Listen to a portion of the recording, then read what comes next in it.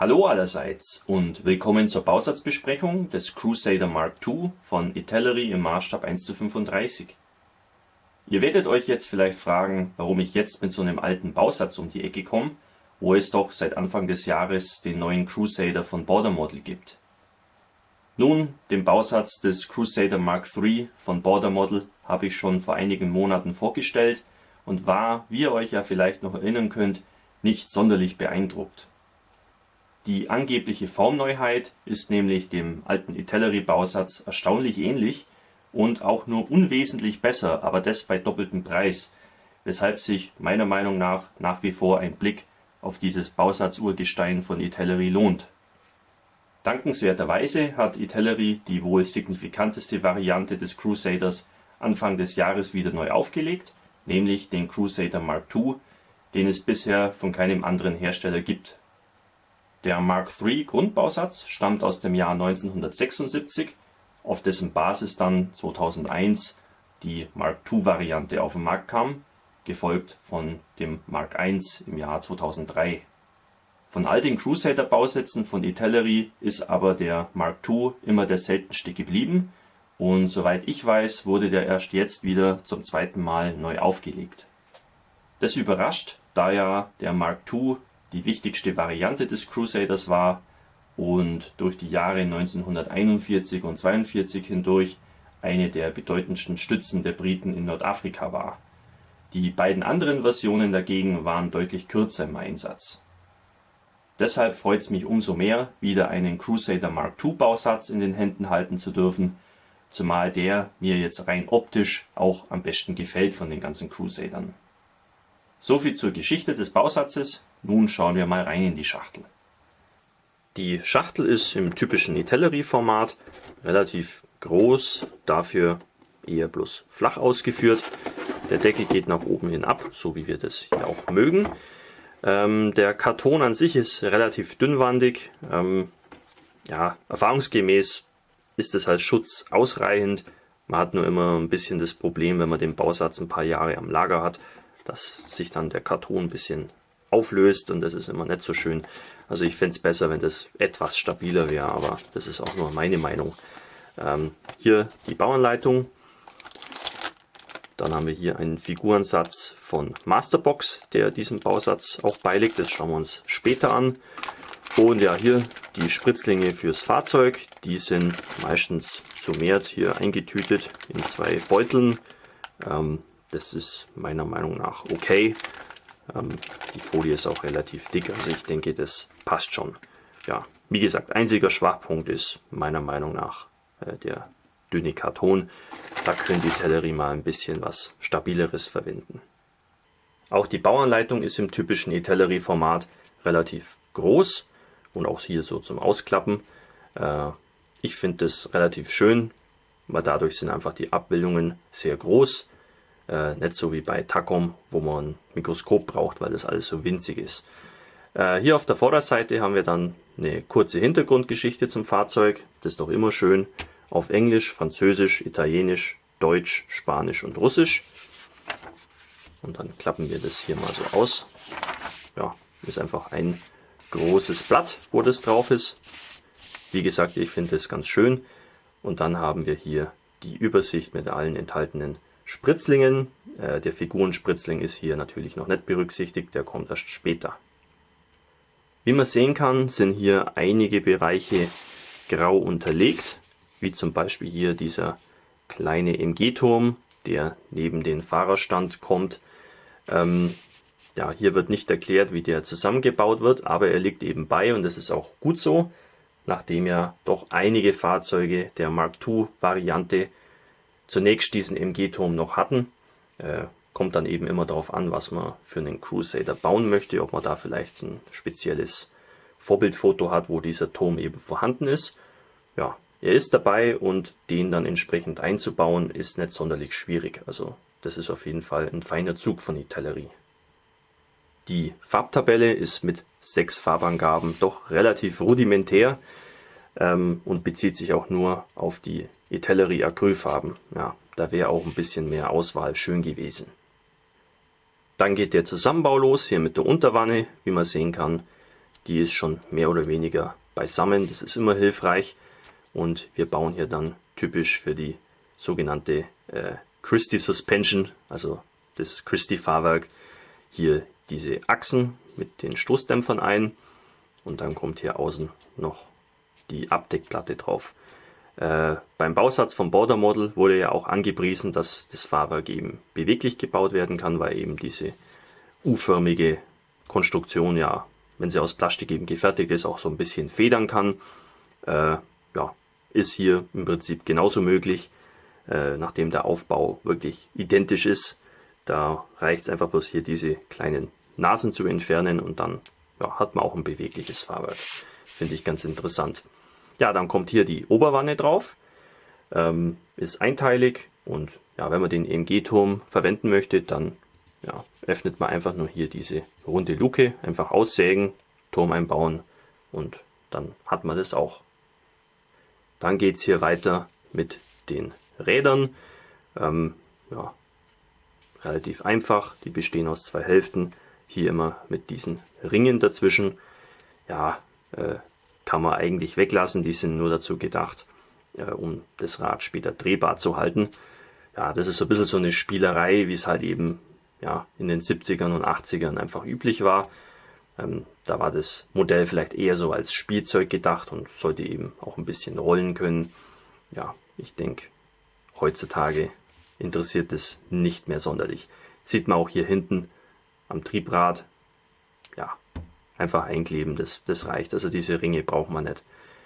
Dann kommt hier die Heckplatte ran, Frontplatte und die vorderen Schutzbleche, die, wie man hier erahnen kann, ja, die korrekte Form haben. Das war beim alten Mark III Bausatz von Itellery oft das Problem, dass einfach die Form falsch war. Die haben das mal nach einem Museumsfahrzeug geformt, wo das eben falsch war.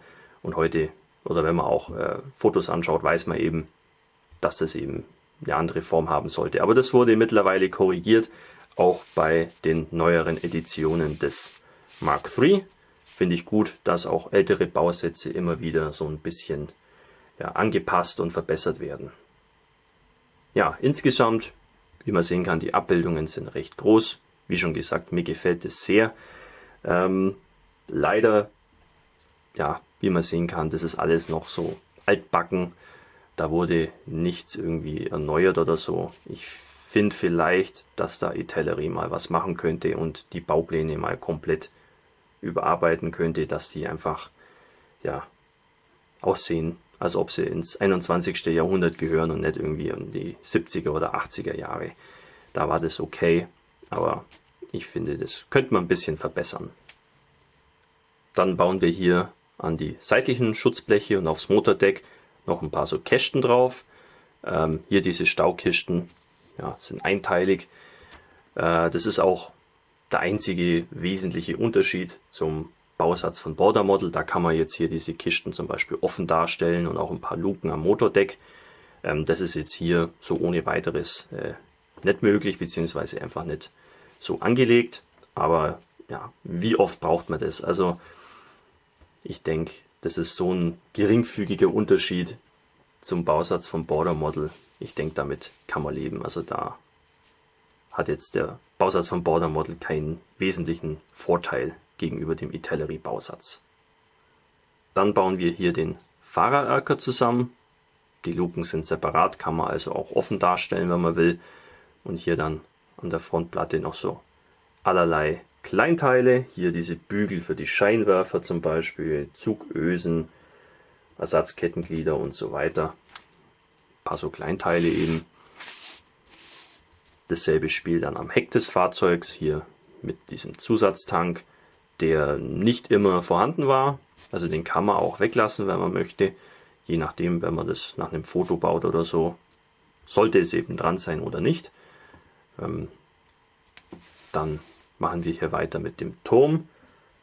Ja, einfach im Aufbau, Oberschale, Unterschale, ein paar Kleinteile wie so Zugösen, Periskope, Scheinwerfer. Ja, alles ganz simpel. Die Turmluke kann man auch offen darstellen. Das ist doch fein. Dann hier die Bewaffnung. Einteiliges Kanonenrohr, naja, schon irgendwie, aber wie wir später noch sehen werden, die Form von dem 2-Pfünder-Geschütz hat relativ wenig mit dem Original zu tun, deswegen wäre da ein Alurohr auf jeden Fall ratsam. Ja, hier dann die Kanonenblende aus Gussstahl, ganz typische Form, die es eben so nur bei der Mark II Variante gab. Finde ich, sieht einfach total fetzig aus. Ja, dann kommt es zusammen, dann bauen wir hier noch ein paar Griffe dran. Ja, ein paar Werkzeuge noch, Antenne und so weiter. Ein paar so Kleinteile eben. Und dann hier zum Schluss die Abschleppseile. Ketten aus Gummi. Naja, gut, es ist ein alter Bausatz. Er hat halt Gummiketten, ist halt so. Diese großen Schürzen liegen hier bei. Ich meine mich zu erinnern, dass diese Schürzen bei der ursprünglichen Edition, wie sie eben 2001 auf den Markt kamen, nicht vorhanden war. Was ziemlich ärgerlich ist, weil eigentlich auf fast allen Fotos die Mark II Fahrzeuge diese Art von Schürzen dran haben. Jetzt liegen sie bei, finde ich super.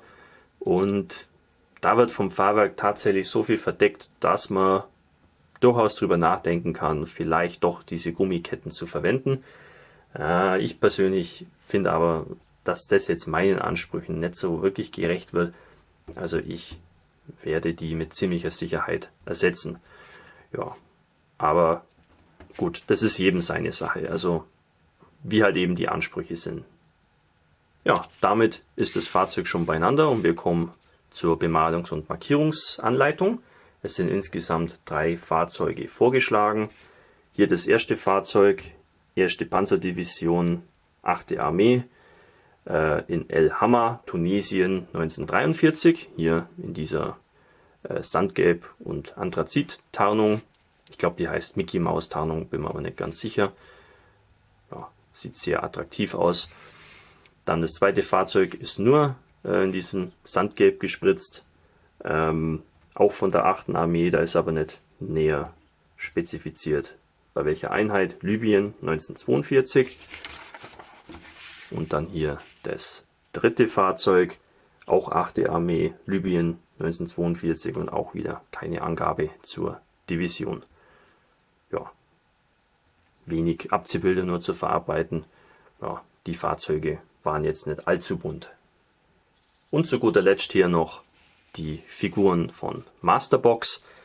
Hier ist der Spritzling abgebildet und hier dann die zusammengebauten Figuren mit eben den Angaben, welche Bauteile das sind. Das ist hier 1:1 die Abbildung, wie wir sie dann auch von Masterbox selber kennen, was eben hinten auf der Schachtel aufgedruckt ist.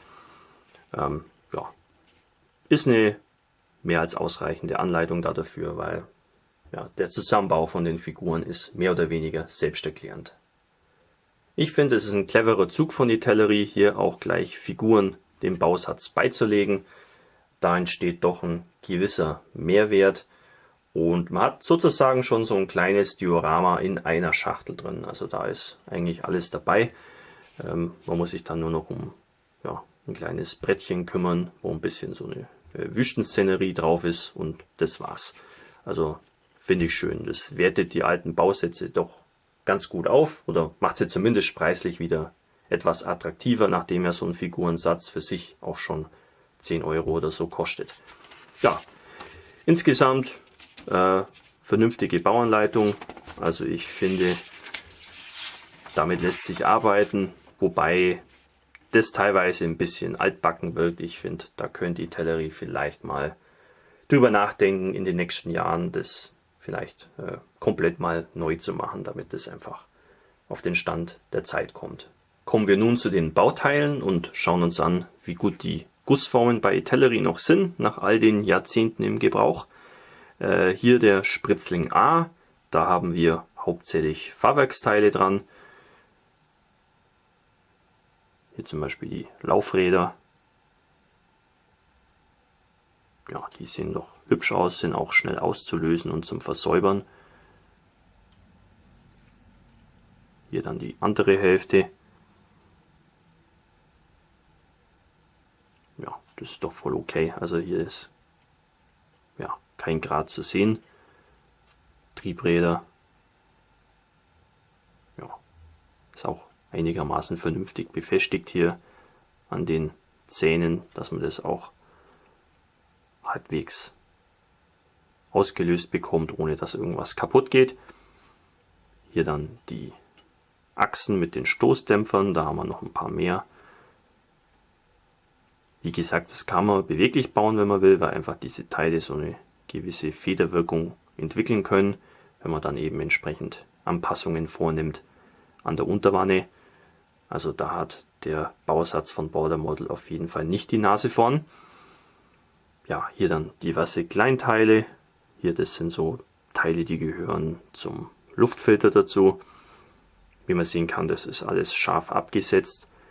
Trotz des Alters, klar, man wird das heute vielleicht noch ein bisschen schöner hinbekommen. Aber man muss ja sehen, das ist ja im Grunde Jahrzehnte alt schon. Und dafür sieht es eigentlich nicht schlecht aus. Ja, hier jetzt die Abschleppseile aus Plastik, die sind keine Offenbarung. Da wird es sich lohnen, die vielleicht zu ersetzen. Aber hier ist so diese Zugösen und so. Das sieht doch nicht schlecht aus. Hier dann der Spritzling B. Hier haben wir Teile der Ober- und Unterwanne, aber auch hier die Hauptkomponenten des Turms. Alles große Teile, die sauber gefertigt sind. Hier jetzt zwischen den Lufteinlassschlitzen hat es ein bisschen Fischhaut drin. Das ist aber relativ einfach zu entfernen. Mit dem Skalpell einfach rausschaben. Was ich immer nicht so gern mag, ist, wenn hier diese Angüsse so übers Eck gehen. Das ist immer nicht so schön, das sieht man auch hier hinten. Das ist nicht so elegant. Aber naja, so ist es eben. Muss man halt einfach vorsichtig arbeiten mit Skalpell und der Feile und dann passt es schon. Ja, hier innen ein paar Auswerfer, aber das ist vollkommen unerheblich. Wir bauen ja da diese Schutzbleche davor und dann passt es. Ja, die Unterwanne. Hier kommen dann diese ganzen Federpakete rein. Und das sind hier jetzt diese Nasen. Wenn man die entfernt, dann bleibt das Fahrwerk auch beweglich. Das finde ich ziemlich interessant. Ansonsten Unterseite ausreichend detailliert. Ja, da ist jetzt nichts irgendwie grob verwunden oder verzogen. Also das passt schon. Wie sieht es jetzt hier mit den Oberflächen aus? Ja, wir sehen hier ein paar Nietköpfe und so weiter. Das ist okay, aber da ist der Bausatz von Border Model tatsächlich besser in diesem Bereich hier. Da sieht man dann auch Schraubköpfe, Nietköpfe und auch die Scharniere sind da ein bisschen feiner abgesetzt. Das ist hier alles so ein bisschen nicht ganz so scharf detailliert, aber so ist es eben. Das Teil ist halt wirklich uralt. Ich sehe das jetzt auch nicht als gravierendes Problem, aber wir müssen den Vergleich halt mit der Konkurrenz auch ziehen und da fällt eben auf, dass das nicht ganz so gut ist. Ja, hier diese Luke, wenn man dann diesen kleinen MG-Turm noch einbauen möchte, dann hier den einfach ausschneiden, Turm einsetzen und gut ist. Ja, ansonsten sieht es ganz okay aus. Ich habe ja den Italeri Crusader Mark I letztes Jahr gebaut und war ziemlich zufrieden damit. Also Passgenauigkeit ist ziemlich gut bei dem Teil. Auch wenn Italeri oft einen schlechten Ruf hat, aber ich glaube, das kommt hauptsächlich von deren Flugzeugmodellen. Die sind manchmal ein bisschen heikel. Ja, jetzt hier diese Zugösen am Turm, die sind jetzt nicht so schön. Aber gut, ich meine, kann man ja alles nachbearbeiten und jetzt hier diese Halterung für den Spaten, das ist auch, wirkt doch sehr sehr klobig. Muss man schauen, ob man das vielleicht ersetzt. Ist sicherlich nicht uninteressant. Ja, und hier am Turm Haufen so Nietköpfe und Bolzen.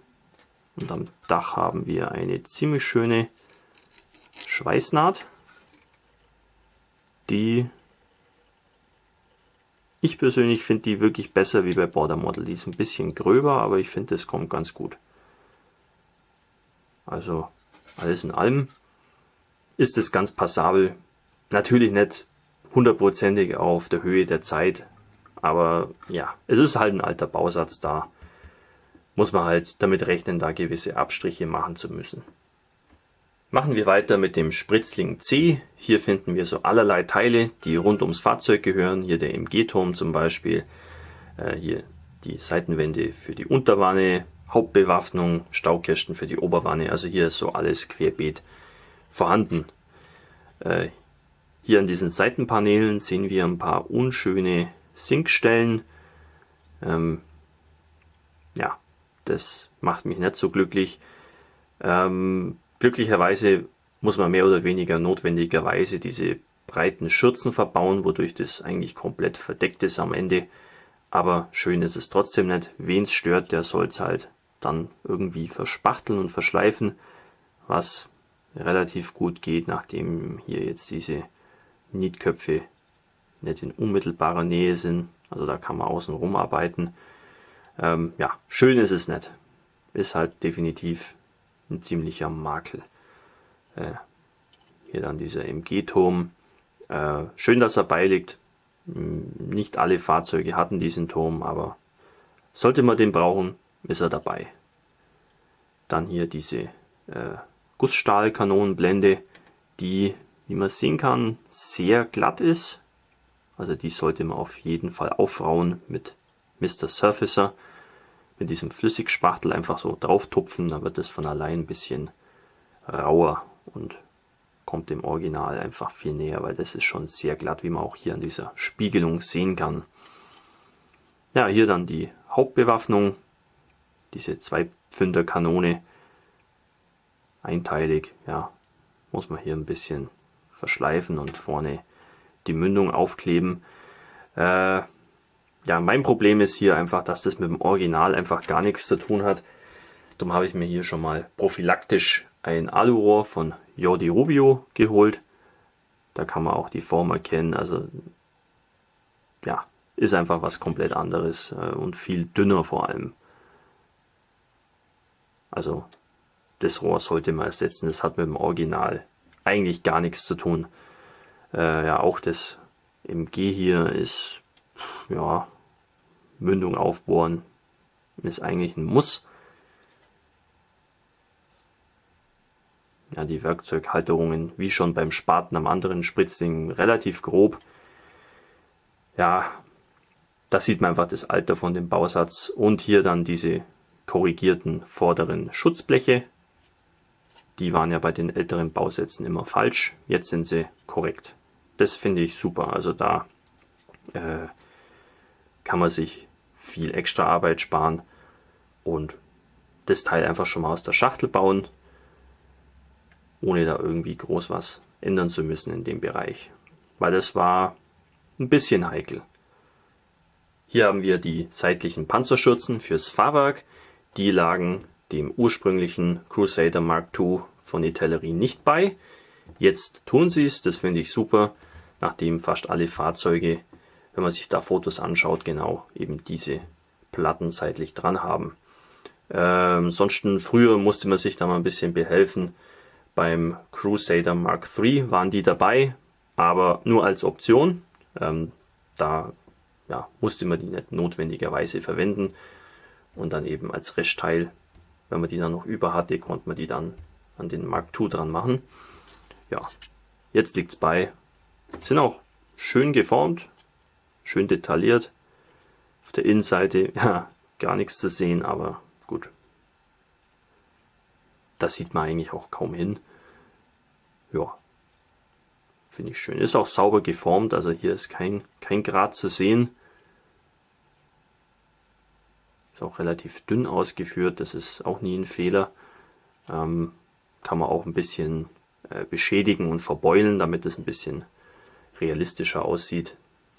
Ja, wunderbar. Finde ich schön, dass es beiliegt. Die Ketten für den Panzer liegen in Form von Gummiketten bei. Ja, das entspricht nicht mehr so dem aktuellen Stand. Ist nicht wirklich State of the Art, würde man sagen.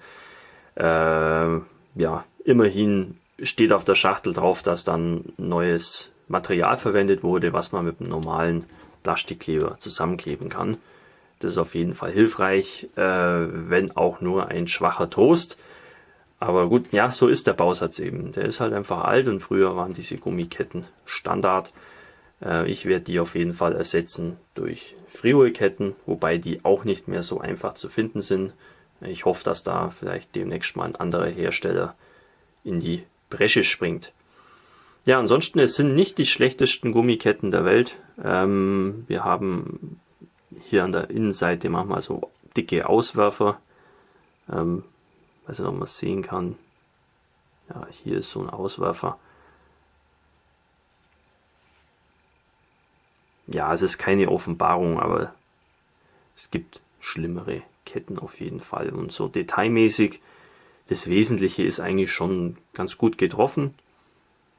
Also, das ist schon okay. Und dank der breiten Schürzen, ja, wenn man sie verwendet, sieht man auch nicht so viel davon am Ende. Gerade was jetzt auch den Kettendurchhang betrifft. Ja, trotzdem ist es nicht wirklich der Hammer. Die Abziehbilder sind sauber gedruckt, wie man das auch gewohnt ist von Itellerie. Also laut meiner Erfahrungswerte sind die eigentlich ganz gut zum Verarbeiten. Und wie man vielleicht auch sehen kann, der Trägerfilm rund um die Abziehbilder an sich, der ist nicht allzu groß. Also das ist doch eine ziemlich saubere und pflegeleichte Angelegenheit. Ja, sonderlich viele Markierungen hat man da nicht. Ein paar Nummern, ja, Hoheitszeichen sind relativ spartanisch ausgeführt, ein paar Nummern und so weiter, ein paar so taktische Zeichen. Ja, macht einen guten Eindruck, sollte sich ganz gut verwenden lassen. Zu guter Letzt schauen wir uns noch die Figuren an. Die sind von Masterbox und stellen 5 Infanteristen dar, des Commonwealth in Nordafrika in den Jahren 1940 bis 1943. Ich nehme auch an, dass sie nicht von Itellerie hergestellt wurden, sondern von Masterbox und nur bei Itellerie eingepackt wurden. Ja, das sind Infanteristen, die sich im vollen Angriff befinden. Dementsprechend sind dann auch die Gesichtsausdrücke sehr ausdrucksstark und die Posen sehr dynamisch, weil die alle sich in Bewegung befinden und gerade vorstürmen. Ja, die Infanteriewaffen sind sehr schön detailliert. Hier so ein Enfield-Gewehr. An den Teilen an sich haben wir relativ viel Grat. Das ist beim Masterbox ziemlich auffällig. Zusammen mit Mini-Art sind es wohl die gradigsten Plastikfiguren, die es so gibt. Aber wenn man das versäubert hat, was jetzt nicht so schlimm ist, dann bekommt man da schon sehr schöne Figuren raus. Ja, hier so ein Thompson Maschinenpistole. Ja, das sieht schon recht hübsch aus. Auch hier der Faltenwurf und auch ein paar so Details hier am Torso. Also das sind wirklich schöne Figuren, die man auf jeden Fall verwenden kann. Und wenn man möchte, ja, kann man sie noch ein bisschen aufwerten mit neuen Köpfen von Hornet zum Beispiel. Hier das Bren Maschinengewehr. Basiert auf einem tschechoslowakischen Entwurf im Übrigen. Ja. Ne, das sind hübsche Figuren. 4 Infanteristen, ein Offizier. Der hält hier so einen Revolver hoch. Da haben wir auch Optionen anscheinend für verschiedene Arme. Also das ist eigentlich ganz nett. Und auf jeden Fall eine wunderbare Zugabe zu dem Bausatz. Wie ich ja schon vorhin erwähnt habe, wenn man ein Diorama bauen möchte, hat man hier schon gleich Figuren dabei. Und ja, so ein Diorama, was sich irgendwie in Nordafrika abspielt, ist jetzt nicht so schwierig zum Bauen, ist also auch was für Anfänger. Ja, finde ich gut. Wertet den Bausatz auf jeden Fall noch ein bisschen auf und macht ihn auch noch ein bisschen interessanter preislich. Ich kann mir vorstellen, dass vielleicht der eine oder andere von euch jetzt durchaus ein bisschen positiv überrascht ist von dem Bausatz. Itellary hat einfach bei vielen einen schlechten Ruf, der teilweise ja auch gerechtfertigt ist, aber halt nicht für jeden einzelnen Bausatz gilt. Und ich persönlich finde, dass die Crusader-Bausätze von Itellary auch heute noch eine Option sind. Gerade jetzt, wenn man den Mark II bauen möchte oder den Mark I. Diese beiden Varianten gibt es halt auch von keinem anderen Hersteller. Und der Mark III, den es von Border Model gibt, der ist ja jetzt wirklich keine Offenbarung und halt auch sehr teuer. Und wenn man sich jetzt das so überlegt, da ist doch Itellary nach wie vor eine Überlegung wert. Trotzdem fällt auf, dass der Bausatz von Itellary einfach alt ist. Das sieht man an einigen Stellen, vornehmlich an den Ketten und am Kanonenrohr. Das sind beides Punkte, wo ja, der ambitionierte Modellbauer auf jeden Fall was tun sollte. Einfach ein Alurohr besorgen, das ist jetzt nicht so teuer. Und neue Ketten, die allerdings gehen schon ins Geld. Also normalerweise ja, unter 30 € ist da selten was zu machen. Ansonsten konnte ich aber bei dem Bausatz jetzt wenig Probleme entdecken. Auch die Gussformen scheinen noch ganz gut in Schuss zu sein. Also da ist jetzt wenig Grat zu sehen oder irgendwelche anderen Makel. Es gibt an ein paar Stellen, die nicht einsehbar sind am Ende, ein paar Sinkstellen. Ja, ist jetzt kein Drama, ist aber auch nicht schön. Preislich liegt der Bausatz bei ungefähr 30 €. Je nachdem, wo man schaut, kann er auch ein bisschen teurer sein, so 32, 33, 34 €. Ja, das ist insgesamt ein ziemlich attraktiver Preis, zumal wir ja auch hier noch 5 Figuren von Masterbox bekommen, die, wenn man die separat kauft, ja auch nochmal mit 10 bis 12 € zu Buche schlagen. Also kostet der Panzer an sich allein, wenn man es jetzt mal so rechnet, 20 €. Und das ist wirklich ein guter Preis für das, was man hier bekommt. Und da würde ich mal sagen, kann man auch mit zusätzlichen Investitionen für ein Alurohr und Metallketten leben. Im Vergleich dazu kostet der Bausatz von Border Model, von der Mark III Variante, über 50 €. Also der ist mehr als doppelt so teuer, aber nur wirklich unwesentlich besser. Und da muss man auch die Ketten ersetzen und so weiter. Also da würde ich doch sagen, wenn man ehrlich ist, der Itellary Bausatz ist wahrscheinlich das wirtschaftlichere von beiden. Ja, wenn ihr wollt, könnt ihr ja mal das Video von dem Border Model Bausatz anschauen. Ich werde es am Ende hier verlinken. Könnt ihr vergleichen. Ich habe auch in dem Video damals den Itellary Crusader Mark III daneben gehalten, zumindest ein paar Spritzlinge, dass man den direkten Vergleich hat, um einfach mal zu sehen, wie sich das so verhält, einfach in der Relation zueinander. Gut, soviel zu dem Bausatz. Ich hoffe, euch hat die Besprechung gefallen. Bis zum nächsten Video. Euer Hamilcar Barkas.